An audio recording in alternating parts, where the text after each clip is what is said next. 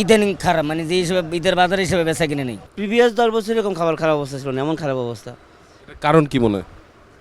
কারণ স্পেসিফিক কোনো কারণ আসলে দেখুন, সামগ্রিক অর্থে মানে সব দিক দিয়ে মিলেই বাজে অবস্থা। নট অনলি আমার দোকান, সব দোকানে তো সব জায়গায় একই অবস্থা। হ্যাঁ আছে টুকটাক আর কি, বেশি একটা ভালো না বেশি খারাপও না, মোটামুটি আলহামদুলিল্লাহ।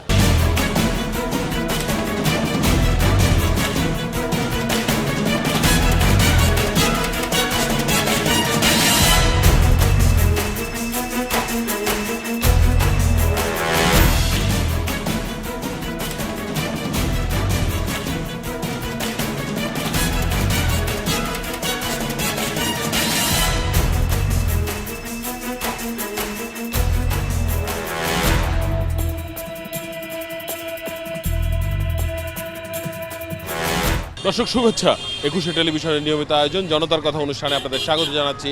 আমি আসিফ সুমিত। আপনারা জানেন সমসাময়িক ইস্যুতে সাধারণ মানুষের মতামত তুলে ধরতে আমাদের এই আয়োজন। আমাদের প্রত্যাশা দেশের শক্তিশালী গণতন্ত্র, আমরা চাই সরকারকে সহায়তা করতে। দর্শক, এই সপ্তাহেই ঈদুল আজহা, মূলত এই ঈদকে কেন্দ্র করে কেমন চলছে বেচা কেনা রাজধানীর ফুটপাত থেকে মার্কেটগুলো, খোঁজ নেব আমরা, সবখানে শুনবো ক্রেতা বিক্রেতার কথা। গরম অতিরিক্ত আর মানুষের কাছে টাকা পয়সা কম, কাস্টমার খুবই কম। কেনাকাটায় তো মোটামুটি ভালোই, সবাই দেখতেছি কেনাকাটা করতেছে, তো আলহামদুলিল্লাহ খারাপ না। আমিও দেখা গেছে কেনাকাটা করতেছি। বেচা কিনি তো নাই, জানে গেছে বছর বা আরো আগে বেশি 10,000, 8,000, 3,000, 4,000, হ্যাঁ বেশি 500, 600, তা টাকা থাকলে তো ঠিকই হয়তো।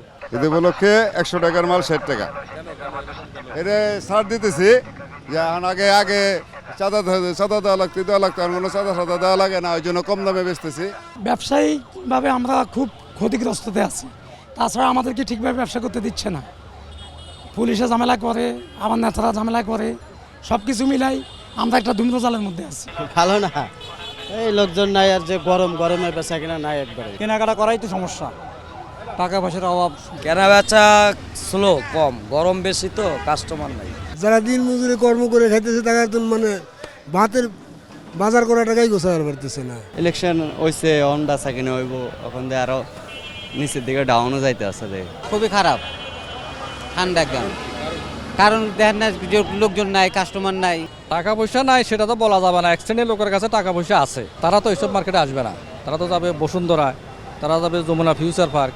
তো এখানে আমাদের মতো যাদের কাছে টাকা পয়সা নাই তারা হলো এই মার্কেটের জন্য। সব কাপড় একটু কম দামি কাপড়, এর ভিতরে একটু আহে কাস্টমার কম, মানে একটু ভালো একটু দোকানের ভিতরে যে উন্নত কাপড়, সেগুলোর ভিতরে ঠিকই কাস্টমার যায়, সেগুলোর ভিতরে ঠিকই কাস্টমার ভিড়।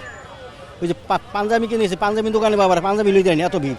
কোরবানি ঈদের বেচা কিনি খুবই খারাপ যাইতে আছে, মানুষের কাছে টাকা পয়সা নাই, ইনকাম থাকলে সেন কিনবো। ঈদের মাল না আমাকে সবসময় একরকমই চলে, মোটামুটি বেচা কিনে আল্লাহ যা দেয় আল্লাহর কাছে সন্তুষ্ট চলে। অর্থ সংকট তো সবাই আছে, আমরাও আছি। মূল কারণ হচ্ছে আমাদের তো মূল্যস্ফীতি অনেক বেড়ে গেছে, মূল্যস্ফীতির কারণে আমাদের সেরকম কাজ হচ্ছে না। বেচা কিনে তো কুরবানি এখন একটু কম, রোজায় দিলে একটু বেশি হয়। বেচা কিনে তো তেমন একটা ভালো না, বর্তমান পরিস্থিতি অনেকের একটু সংকটে আছে মনে হয় আর কি। ফুটপাতের পর এবার আমরা দেখব মার্কেটগুলোর কি অবস্থা, সেখানে ক্রেতা বিক্রেতার কি বলছেন। ইদানিং খারাপ, মানে যে হিসেবে ঈদের বাজার হিসেবে বেচা কিনে নেই। প্রিভিয়াস 10 বছর এরকম খাবার খারাপ অবস্থা ছিল না, এমন খারাপ অবস্থা। কারণ কি মনে হয়? কারণ স্পেসিফিক কোনো কারণ আসলে দেখুন, সামগ্রিক অর্থে মানে সব দিক দিয়ে মিলেই বাজে অবস্থা। নট অনলি আমার দোকান, সব দোকানে তো সব জায়গায় একই অবস্থা। হ্যাঁ আছে টুকটাক আর কি, বেশি একটা ভালো না বেশি খারাপও না, মোটামুটি আলহামদুলিল্লাহ। কোরবানিতে তো আমাদের এমনি বেচা কিনি কম হয়। সব কিছুর একটা সিস্টেম আছে, রমজান মাসে একটু বেচা কিনা বেশি হয়, আর কোরবানি ঈদ একটু কম বেচা কিনা হয়। কেউ কেউ বলছে যে ক্রেতারা আসলে যারা মানে কিনতে আসবে তারা বাজার করে খাবে নাকি জিনিসপত্র কিনবে।